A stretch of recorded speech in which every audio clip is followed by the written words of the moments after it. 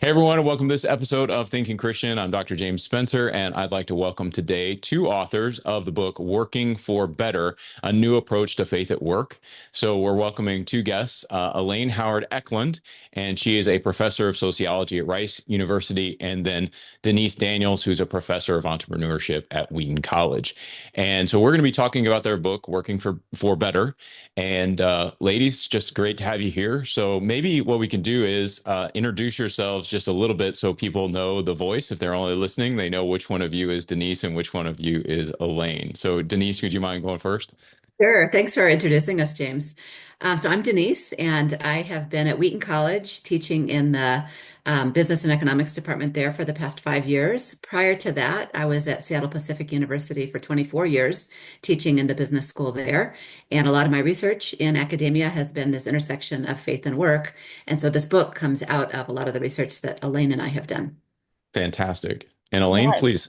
sure. Thanks, James, for having us. It's a real privilege to be with you. So I'm Elaine Howard Ecklund. I am a professor of sociology at Rice University, and I have been there, gosh, it's hard to believe this. I think I've been there for 17 years. So in Houston, Texas, a great city. And I have been working with Denise on this project for the past 5 years, and my previous research has been on science and faith, which some of your listeners might be interested in as well, and how scientists understand their faith commitments and how people of faith understand science. And your research focus, we talked a little bit about this before we started recording, but your research focus is really on religious tolerance in the workplace. Am I getting that right? Yeah, that is a main piece of what I do. So I direct, I should say I have the privilege of directing because it's been a really great gig, the Boniek Institute for the Study and Advancement of Religious Tolerance at Rice University. So Okay. I've had to think through what it means for me as a Christian to be directing an institute which directly deals with issues of religious tolerance, religious pluralism. Okay. Very cool.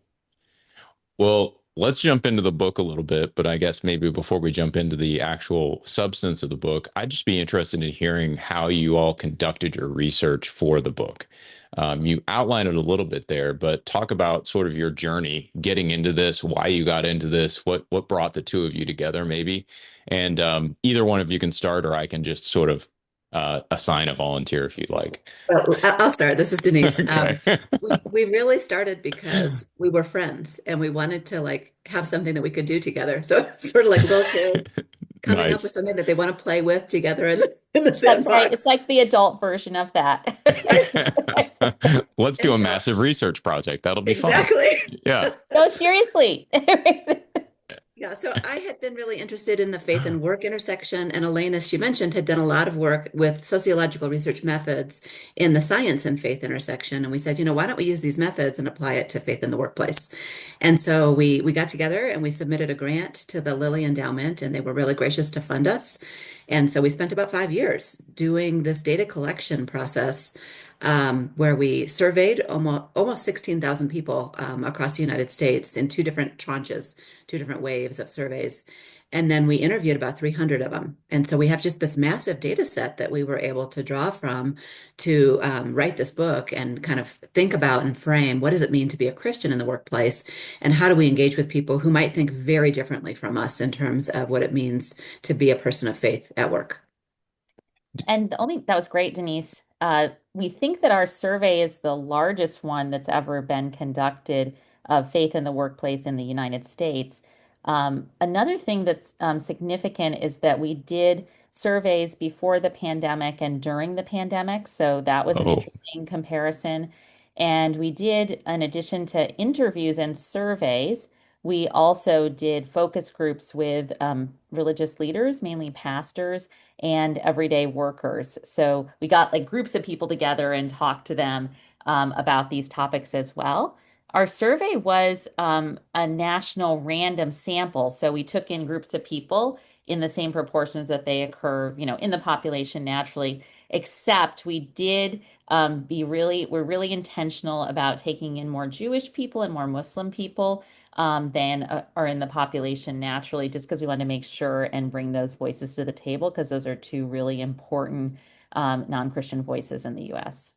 yeah, I found it interesting. I think at one point in your book, you talked about I think it was Muslims, 2% of the population, but maybe 25%, if I'm remembering the statistics right, of the complaints about not persecution, but prejudice within the workplace. Yeah, Yeah, discrimination at work. somewhere in there, which was sort of fascinating. So that's cool that you arranged that so you make sure you had a statistically significant enough sample within your population that you could actually represent that this is Muslim and Jewish sort of these would probably generalize. That's That's exactly right. exactly right. Yeah, Yeah. very You're cool. getting it. Yeah, I'm gonna Yeah, quickly let my dog in, keep talking. feel free, feel free. So one of the things I really liked about the book was that you did pull in sort of the perspectives of lay people in the churches, how churches are maybe failing to meet this ongoing need of people needing to contextualize their faith within the workplace, understand their work from a theological perspective, and some of the reasons that you offered for that within Christian churches. And so I'm wondering if we can maybe start there and just talk through from just the Christian perspective as you think about these perceptions of work. Was anything that was super surprising to you? And then how did you think through the solutions that were provided by the folks who were in your samples? Yeah, that's a really good question. Probably we have different things that are surprising for each of us, but Yeah. for me, I think I was surprised. Also, I should just say for the listeners, Denise and I come from very different work environments, ourselves, and so, for those who don't know, Rice University doesn't have any specific faith commitment. It's a secular university, and Wheaton College is, of course, a flagship Christian university. So we Mhm. that was kind of cool too to come from those different work environments. Yeah. So I was really surprised at how many people in our survey, Christians in particular, wanted to talk about faith at work, have some kind of desire to live Christianly in workplaces. I think for Yeah. me, and given the kind of work environment I'm part of, I was kind of surprised by that. But also, not very many of them actually hear content in their congregations and particularly from their pastors about faith at work. And so that was a really big surprise for me. Also, the Same here. information about calling was really important to me. Yeah, Denise, go Yeah, ahead. let me jump in about that first point that you made with where people want to be expressing their faith at work. I think it was less about people wanting to talk about faith, although that was a piece of it, but more a sense that people wanted to express their full identities, and that Mm, included their faith Mm, commitments in the mm, workplace. And then your second point that they didn't feel like they were hearing that from their churches or from their pastors, I think is exactly right. But what was interesting is that when we did those focus groups that Elaine talked about, when we did talk to yeah. pastors particularly, they said, "Oh yeah, we talk about this a lot." yeah, And then we talked to those Yeah. pastors' congregants separately, and the congregant said, "No, we don't really recall hearing anything about work." So there's a real disconnect, I think, between that's what right. pastors are thinking that they're doing and what people in the pews are understanding or experiencing or hearing. So I'm not saying that pastors aren't doing it, but it's not being felt that way by the parishioners. And so there's a mismatch, there's a disconnect somehow with that. And then the third point that you mentioned, Elaine, which also was a surprise to me, was this notion of calling. So we did ask people, to what extent do you experience your work as a calling? And across the board, when we surveyed people, and this is just everybody, so this includes Christians and non-Christians, Mhm. only about 20% of people in our sample said that they thought of their work as a calling. So that seemed very low to me. And then Yeah, we looked at specifically evangelical Christians, thinking, well, here certainly it should be higher. And it was higher, but it was only about 38% of Yeah. Yeah. evangelicals Yeah. said that their work was a calling. And so it's still quite low. Overall, the overall sample of people who said that their work was a calling, or they were experiencing a sense of calling in their work, was really disappointingly low. So one of the things that after reading your book, I was kind of reflecting on, you do the chapter on systems, like thinking Mhm. from a system perspective.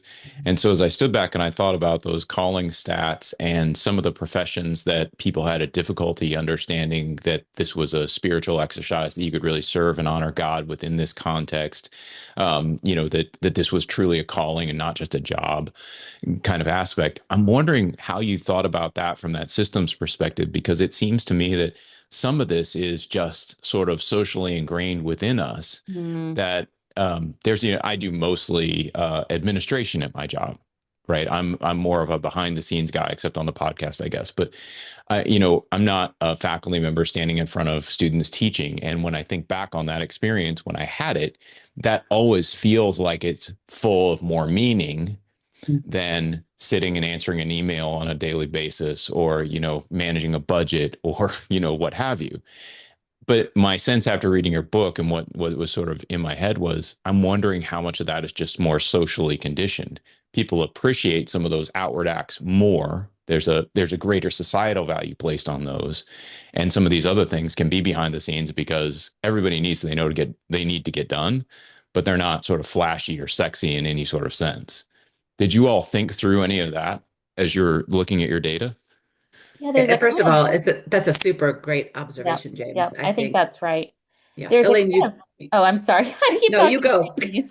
Yeah, there's a kind of like a double whammy perspective. And Denise and I talked about this. I mean, these issues are very personal to us as well. So we had Yeah. this privilege of, being friends and talking through the data and thinking about how it impacts our personal lives too.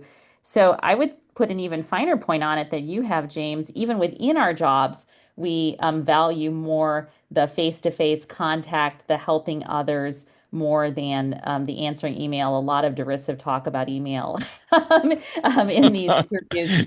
So, so I think there's two kinds of things that people are facing, that in their church communities, there is not value or imagination really for how a work that, say, involves money, accounting work, these kinds of things, or work that involves heavy administration can be super valuable to God, and people could even be called into that type of work. There's a lot more emphasis placed on serving others. So it's easy to see how being a social worker or a teacher serves others and is a calling, and harder to see how working in finance is. So there's a system within congregations, and then workplaces themselves have that same kind of system where they tend to emphasize certain things as being more valuable than others.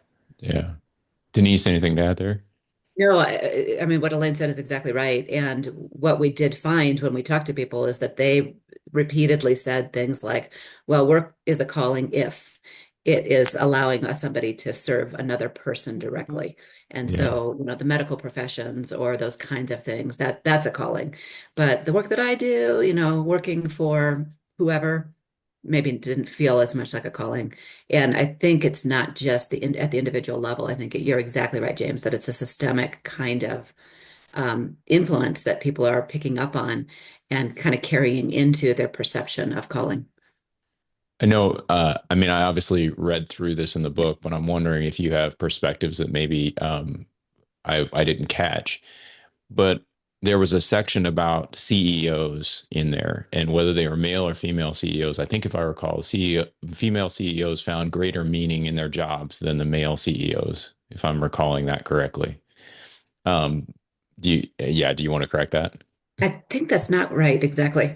Okay, I, then I I'm think recalling that I incorrectly. think what you're referencing is the idea that it had to do with those at the top of the organization and those at the bottom. And what we did find was that men at the top of their organizations were more likely to say that they engaged their faith in that role, and women at the That's top of right. their organizations were actually less likely to say that. That flipped a little bit when you got to the lower levels of an organization, and so women in the middle and the bottom were more likely to talk about their faith as a meaningful kind of resource for themselves. There's a couple of potential reasons for that. Yeah. One is that women typically don't make it to the top of their organizations. Men are more likely to make it to the top of their organizations. And the women who make it to the top are less likely to be Christians. And so what we Huh. might be capturing there has something less to do with um, Christianity and more to do with who is there, the kinds of people who are at the top, where men who are Christians are more likely to make it to the top, and women who are Christians are not as likely to make it to the top. Do you think that may be a temperament issue of some sort, or like I honestly, I think it didn't gets, look at it?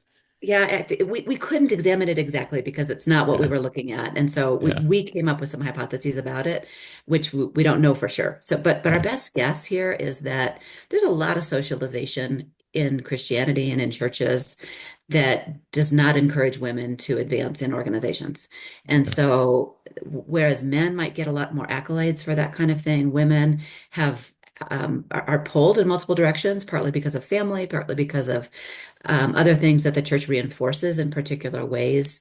And so it's less likely for women to feel like, oh, my Christian faith really makes me want to become a CEO, and much more likely for a man to say something along those lines. Yeah.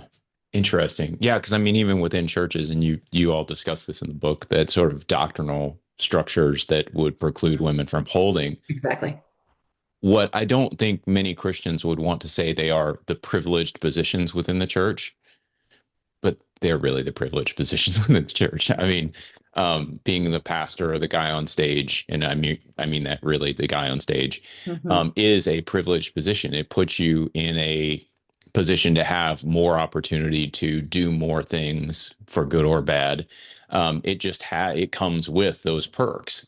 And so there's a deficit there of how I would assume a deficit of how we even think about that position as a calling versus something like um, again, sort of working administratively in a children's ministry capacity or Hmm. That's teaching right. small children in Sunday school.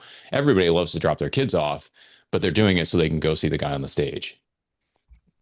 Yeah. Yeah, I mean, women are not going to see role models of other women in power as much in churches as men Yeah. are going to see role models. So, really across the board, not just in evangelical churches, we did another side project with these data where we looked at the kind of leadership models that occur in churches, mainline Mm, churches, the historic Methodist Presbyterians, largely Black and Latino congregations. So all kinds of Christian congregations don't have women in leadership. So yeah. it's just sort of it's Right. not Even just ones that, doctrinally focused. Even yeah. ones that doctrinally do say it's okay still don't have women. So practically Huh. women are just going to be less likely to see those, see people like themselves in power in congregations.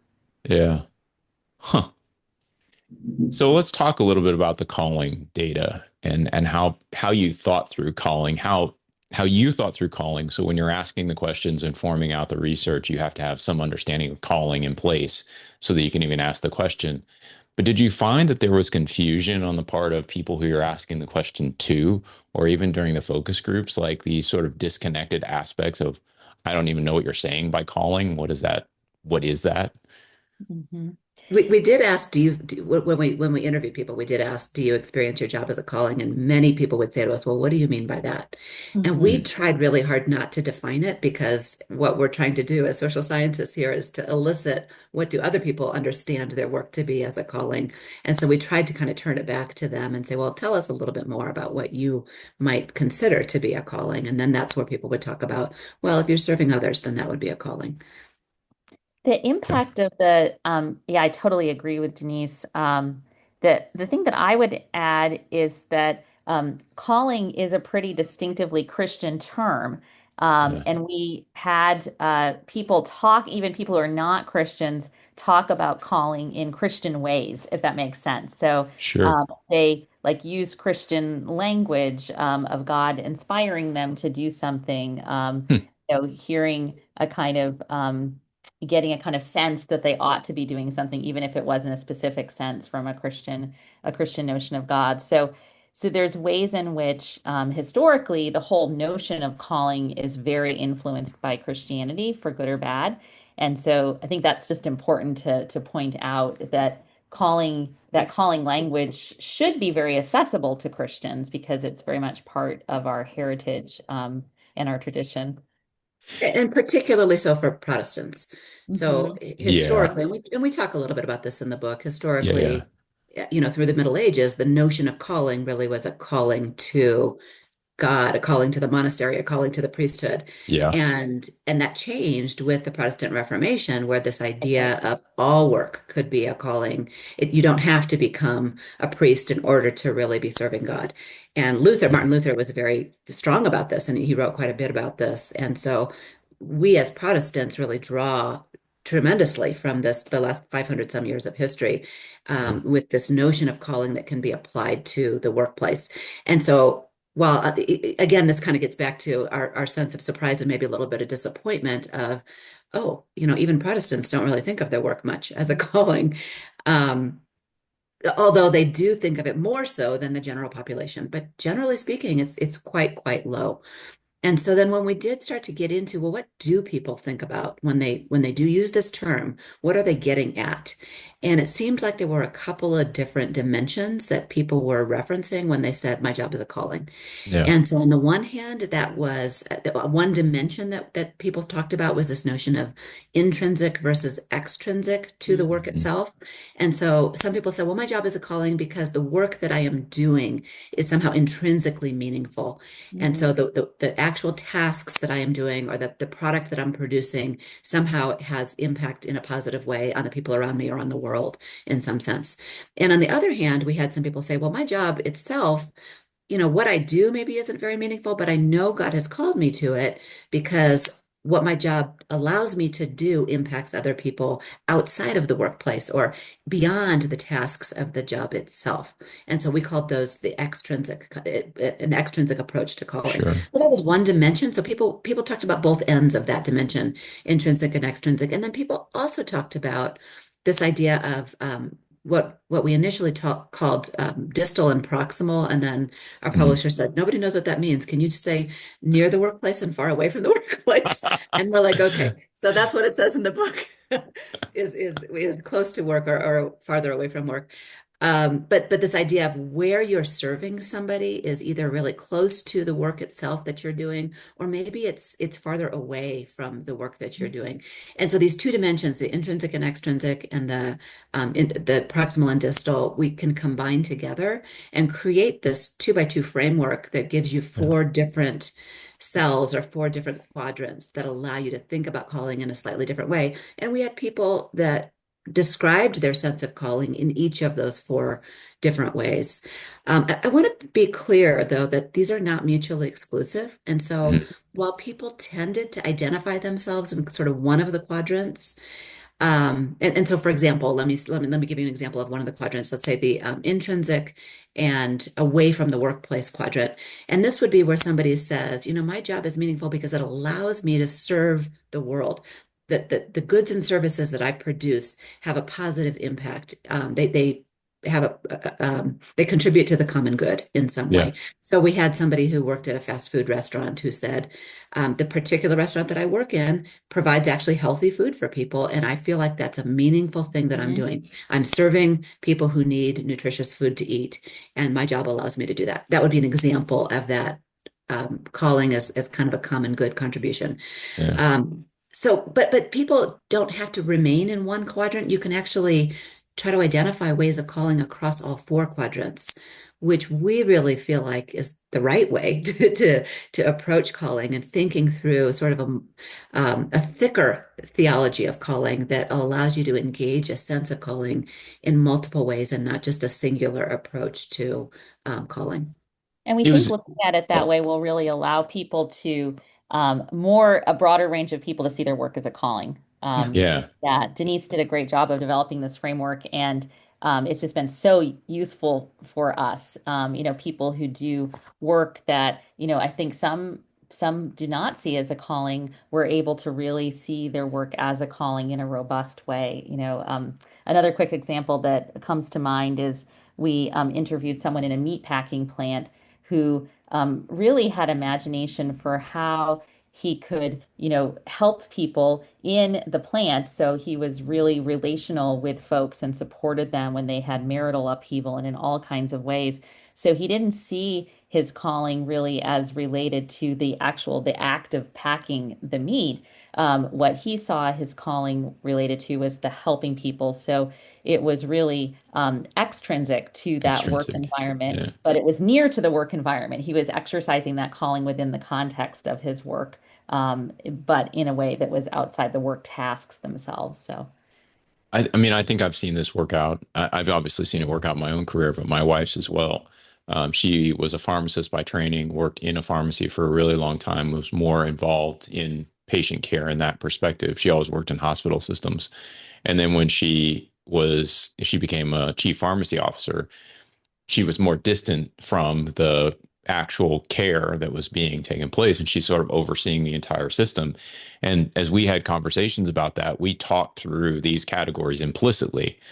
Obviously, we didn't have them with us when we were doing it, but like when I look back on the conversation when I was reading that aspect of calling, I was like, yeah, we talked through all of these different categories and we're kind of wrestling with how do we rethink this? What does it look like to be that, more distant from the patient care, but still obviously facilitating a lot of that and doing, work that is meaningful in that setting. That I think that was one of the things I sort of wanted to ask the question about. You had these different jobs all the way ranging from I think you noted like dancing in a strip club and working in a bar serving alcohol, those kind of things where people really felt like those were not meaningful jobs, all the way up to something like like a caretaker or something, or a healthcare worker, or a pastor, something that was much more prone to provide you with that sense of calling, and then kind of everywhere in between. And I guess I'm wondering, did you notice anything, number one, where the high calling professions tended to have structures around them that would reinforce, hey, your job's a calling, Hmm. versus some of the lower calling professions where they're a little looser, they're a little more, I think you even mentioned the gig economy sort of idea. They're much more individual. And so unless you actually do the work to figure this out, you don't have a lot around you sort of supporting you from a systemic perspective to say this is a calling. And I'll just give the example of I had a guest on to talk about mission integration in Catholic healthcare a few episodes ago. And so the Catholic healthcare system is invested in these mission integration professionals who work with everyone there to help them understand why this is a missional endeavor, how it fits with Catholic social teaching and with the healing ministry of Jesus. And well, you don't get that if you're a bricklayer usually. That's right. And so I'm wondering if you saw that correlation or whether I'm making that up just from reading your book. No, we did. So I think it's important that you raise the gig economy. We probably did not interview as many gig economy workers as we would have wanted to, but Yeah, there definitely is a sense that you don't have the kind of social structures and even at both work and church. So I want to, since we're specifically speaking to a Christian audience, I want to bring the church in too and what yeah, churches can fill a real need there in supporting workers who don't traditionally have these kind of structures. Healthcare is one industry where people are more likely to have the structures, although huge variation across the roles in healthcare. yeah. So we remember interviewing someone who like took care of computing systems for a healthcare organization. And he was like, yeah, I see how the nurses and doctors, they're right with patients. They totally see their work as a calling, and that's, really important. But I just don't understand how I'm just entering numbers, like how that is a calling at all. And obviously, we all know if you've been on the receiving end of not having records transmitted correctly in a doctor's office, you know that that is a major deficit, right? Like Right. that work really matters, and Yes. that the patient suffers as a result. And so I can definitely see how that could be a calling, but he obviously didn't have that kind of network in his life that would allow him to. Yeah. Did you It- find people who really enjoyed their work but still didn't feel like it was a calling? I mean, were those two That's a good question. That's a necessarily great question. coordinated? It's a really great Right. question. I'm, Yeah. I'm thinking of, I don't know whether you all have ever read it, but Shop Class is Soulcraft, Yes, right? I have Like, read it. when I read that book, I do a lot of weight training and just as a hobby, and I love doing weight training, but I never felt any particular calling to it when I was doing it as a personal trainer. So I Mhm. loved it. I enjoyed the job. But if I were pressed and said, is this a calling? Do you find a great deal of spiritual meaning in your work? I would have identified more like, yeah, the moments when I get to share my faith with people, I find meaning there. But overall, I didn't really see it as a calling. And so I'm wondering if you found more of that or whether I'm So I just weird. think as I'm thinking through it, You're not no, just weird. I mean, it's a good question. So we're yeah. thinking, yeah. As I'm thinking right now, kind of through some of those interviews, I think that there probably would be a correlation between high levels of engagement at work and enjoyment of work and a sense of calling. Okay. but it wasn't one to one. So I think there Yeah. are examples of people, and you're a good one, of somebody who enjoyed their work but didn't necessarily see it as a calling, probably because they didn't have the frameworks to think about how could this be a way that I'm serving God. And even the Yeah. example that you just gave, James, of you didn't feel like it was a calling to do the work of training unless you could be sharing your faith with somebody, and that Right. felt meaningful. And that would be one of the quadrants that we would talk about in Mhm. terms of calling. But there's three other quadrants that you could also be trying to think through and Yeah. engage. Could that work really be a calling? And I think it is incumbent on both pastors, church leaders, and also leaders in organizations to try to help frame these concepts for people so that people can engage their work in a way that does feel more meaningful to them. We have questions at the end of each of the chapters and some of those are targeted particularly to workplaces and workplace leaders. Some of them are targeted particularly for church leaders or faith leaders in various contexts for how they can be questions for them about how they might think through the issues that we raise in each chapter with respect to how they might live it out in their own lives or extend it to others. Yeah. Um, so I do think there's a responsibility that people have to try to engage others on this. Do you have a sense of what's and you give a lot of great suggestions in the book for how this can sort of be built into one's life, either individually or more on the corporate level. But I'm wondering if you have a sense, just after doing all the research and reflecting on it a little bit, what really needs to be fixed here, right? Mm. Like where you mentioned the disconnect between pastors feeling like they're talking about this and congregants going, nah, I've never heard that in my life. What's the real disconnect? What do you think is, why do you think that disconnect exists? And do you think that there's a set of messages, is it this four-quadrant calling kind of component that's really lacking, talking and walking people through that? How do you bridge that sort of gap so that Christians at least can begin to think about their work as calling in an appropriate manner? I think that maybe it would be helpful for the listeners to know a little bit about why we think it's so important to Yeah. Yeah. see your work as a calling potentially. So, as Christians, we think that seeing your work as a calling helps you do better work that potentially serves God and the kingdom better. So we do think that there's like a very theological reason to try to imagine, have a broader sense of imagination about why our work is a calling. In terms of businesses and other kinds of organizations, we found some utilitarian benefit to people viewing their work as a calling. People who view their work as a calling are more committed to an organization, find more meaning and purpose in their work, are more committed both to their work organization and to their jobs themselves. There is a kind of potential ugly side of calling, which is that sometimes if people feel highly called to their work, it blinds them a bit to the potential problems in a workplace, to Yeah. own discrimination or others' discrimination. You're like, oh, I'm so fortunate to be called here. I should kind of, not to be pejorative, should kind of suck it up if something bad is happening, Right. right? Right. Yeah.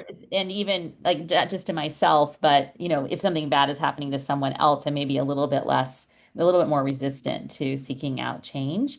Um, Denise has had a lot of experience interacting with pastors and church leaders around this material. And I think one quick thing that comes to the top is that, it would be, not to be so shameless about our book, but it would be helpful to have discussion groups in congregations with communities of workers who have similar kinds of jobs. If that's available, some bigger congregations could pull that off. Yeah. And just talking through these things, sometimes you just need someone else in an aligned occupation to help you have a bit of a broader imagination than you do. Yeah. Okay. Yeah, it's pretty easy actually to your initial question, James, which is, where's the breakdown? Whose fault is Yeah. it? I think Yeah. it's pretty easy to like point fingers and say, well, it's the church's fault, or well, people in organizations aren't doing what they should do to help people engage in experiences of meaning at work. And there's maybe some truth in all of those finger points, but I think probably the most useful approach is to look at your own sense of your own span of control, your own Mhm. to what extent do you have autonomy and can you make changes in your own way of thinking or in the Yeah. ways that you engage other people. So rather than saying, well, pastors should do this better, which is might be true, unless you're a pastor, that's probably not a useful thing to say. If you are a pastor, I'd encourage you to read the book and think about things that you can do better. But if you're not a pastor, what are things that you can do as an individual? What, as a maybe an entry-level employee, to really engage these concepts, these theological concepts in the workplace? If you're a leader at work, I think you have a lot of autonomy as well in ways that you have power to shape the experience that other people have. And so I'd love for people to kind of think about what's my responsibility here. Yeah. And we do provide some suggestions throughout the book for people kind of in all of those domains, whether you're a leader of a church or even a nonprofit faith and work kind of organization or a parachurch organization, or whether you're just an entry-level employee or whether you're somebody who has responsibility for others at work. There are all sorts of different ways that we could approach those questions. Yeah, it's just, I think my mind, as I was reading through the book, kept going back to instructions to bond servants in Hmm. scripture, particularly First Corinthians 7, where Paul's talking to bond servants, and he said, he's talking about remaining as you're called. You Yeah, can serve the Lord. You don't have to change your situation in order to serve the Lord. You can remain as you're called and serve the Lord. And he says to bond exactly. servants, if you're a bond servant, remain a bond servant. But obviously, if you can get your freedom, go for it. Get it.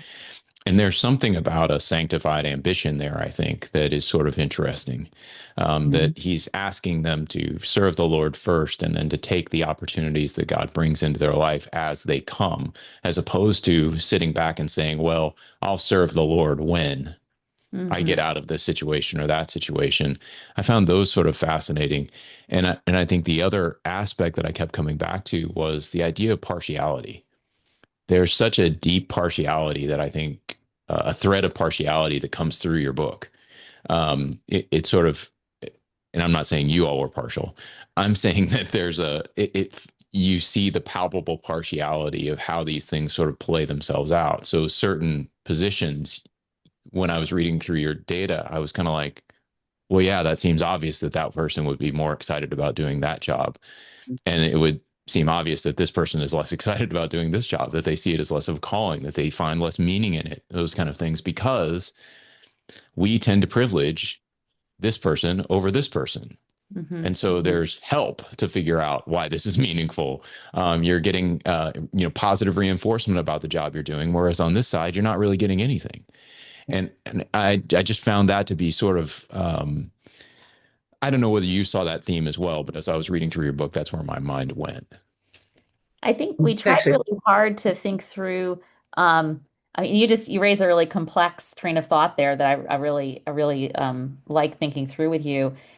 We tried to think about, under what conditions is it a Christian's responsibility to bring some changes to the systems? Yeah. And we think that leaders probably have special kinds of responsibilities that maybe others don't have. And so in the questions at the end of each chapter, we tried to break some out and specifically Yeah. for workers of all types, but specifically for leaders and specifically for leaders of ministries or leaders of churches. Like there may be some responsibility that's particular to those kinds of roles as well. And then as Christians, there's a responsibility to think through how your work is meaningful, how you're called to your work, no matter the kind of work you're doing, as long as it's honorable work.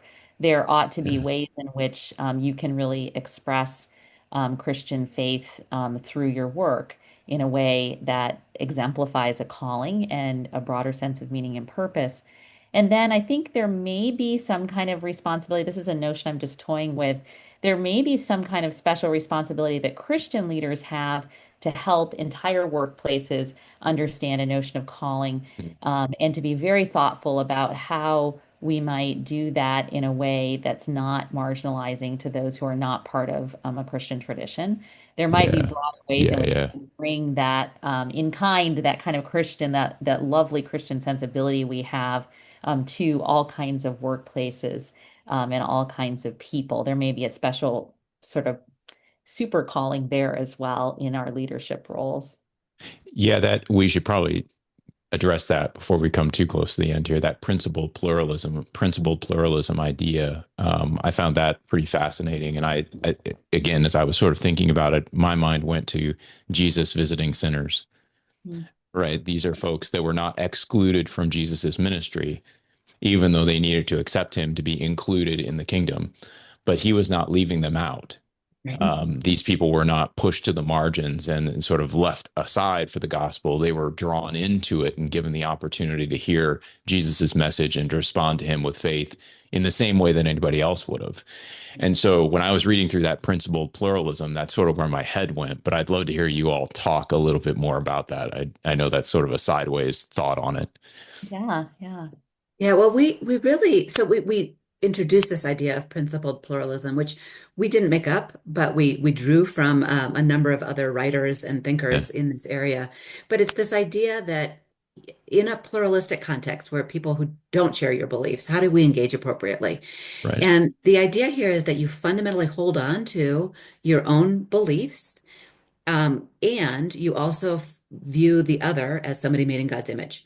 So those two things are the kind of principles of principled pluralism. That doesn't mean that you have to believe that what they believe is equal to what you believe.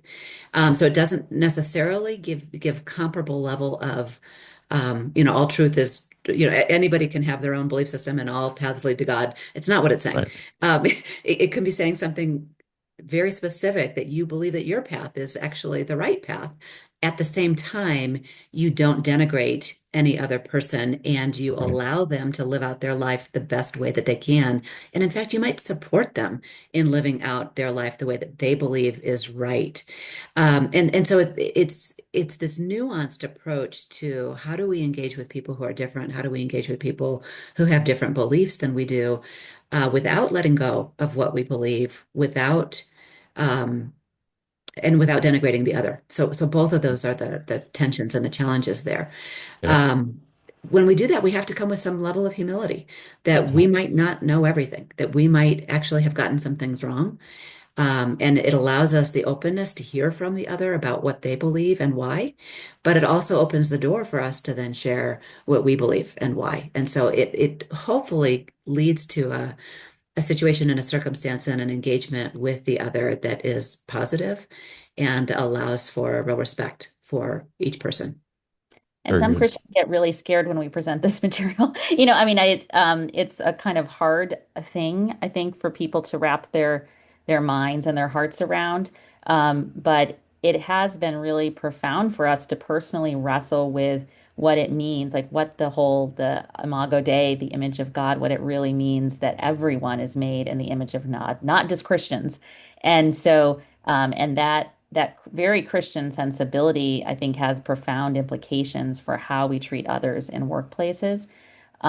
And that sense of intellectual humility. So we do believe as Christians that if other people are walking around and living and breathing, and doing good in the world, that even though they may not be Christians, that there is a little bit of God image going on in them, already, and that Sure. we may learn something from that. And so I think that's really important to keep in mind that as Christians, we're learners, and that profound intellectual humility goes a long way towards opening space for distinctively Christian engagement too. So it really does help. It Well, requ- that seemed to be borne out in your data too, correct? That Mhm. yeah. that actually evangelicals, if I'm remembering right, which I wasn't earlier, so always a danger. But I think evangelicals sort of learned more from other folks about how to exercise their faith. Am I wrong about that? No, you're exactly right. You're And it was exactly right. Yeah. Got one. openness in those, yeah. Openness in those conversations. It does require this notion of principled pluralism really does require you to know what you believe and why. So it Yeah, starts with really having a good grasp on your own faith and understanding the depth and the details of it before you start engaging with someone else. But it's not this privatization of faith. It's not saying, okay, we all have these different beliefs, we're just not going to talk about them. It's saying, hey, we can talk about these things. We can talk about them in respectful ways. We can listen carefully across differences. And it doesn't mean that you are going to change my mind or necessarily that I'm going to change yours. But it does require you to be respectful and listen carefully. Yeah, and I think in an odd way, we sort of want that as Christians because we Sure. are trying to share our faith. And so if we're the only ones doing it, it's going to seem really odd and a little unfair, right? But if everybody's doing it, we can have these sort of more open conversations. And hopefully there won't be these sort of structural or prejudicial challenges that people are having to get past. I mean, I think those are real obstacles to the gospel sometimes because they see, well, Christians have all these rights, but as your book really pointed out, Muslims and Jews seem to have far more problems in the workplace than Christians do. And so it's like, why would we want that hurdle to be in their way? Sort of reinforcing this idea that they're unloved or unwanted, even just in their workplace. Why wouldn't we want that to be gone so that there's a greater openness to hearing and listening and not a protectiveness or defensiveness that could develop? Yeah. And Absolutely. we Yeah. had some really beautiful conversations with some of the folks we talked with, some of the folks we Yeah. interviewed from non-Christian faith traditions who talked about their interest in having these conversations and trying to understand what is it that different people believe. And there was a real openness, it seemed, on the part of a Yeah. number of folks that we talked with, wanting Yeah. to have these conversations, wanting to engage with the real person that they're working with and not just the surface level person who does the Yeah. work. Huh. Well, we're getting close to time. I really enjoyed this book. I'm wondering if you have any just sort of parting thoughts of things that we didn't cover that you can just throw out for listeners, give them a little bit more of a teaser for the book. Elaine, maybe I'll start with you. Anything? We kind of go through the whole book. We have this model where we go from, how we thought about faith and work in the past in Christian circles and how we think we ought to be thinking about it in these new times, not to Yeah. denigrate what's been done before, but just to say these are new times, new realities. They really call for a new approach for Christians who engage their faith and work. And I hope that people will see that kind of movement throughout the book. The book's really short. The chapters are short. There's discussion questions at the end. And I guess just the last thing that I'll say is that we end the book with this chapter on rest as a kind of closer and Yeah. just the importance of seeing those Sabbath principles throughout our lives. And we want to make sure that people understand that that's there as well. And that's just vitally important to think through in the context of faith and work, that not all of our lives are our work. And we really work for the glory of God. And part of that understanding means that we have this profound need to rest. Yeah. Very cool. And I was I did going to my talk about, dissertation on Sabbath, so I resonated with the rest chapter, but yeah, I was going to uh, talk about that rest chapter as well, because it's not something that we've talked about with the rest of yeah, our yeah. conversation. I think you summarized it really beautifully. I think that's a great, what we can end it there. Well, very good. I really appreciate the conversation. I'm sorry we don't have more time. I think we could probably go for another hour or so, but we only have so much time. And so, Denise, Elaine, thanks so much for being on the show. Listeners, I'd highly recommend this book. If you have any questions about theology, work, faith and work, how your work is your calling, those kind of questions, this is a great book to get. The link to the book will be in the show notes, and it's an IVP title, and they give us a 20% discount if you buy it at the publisher's website. So follow the link, use the code, and go pick up Working for Better. Thanks again, ladies, for being here. Really appreciate it. Oh, Thanks thanks, so much, James. James. Yeah, It's thanks. All really right. been fun. Very good. All right. Everybody take care, and we will catch you on the next episode of Thinking Christian.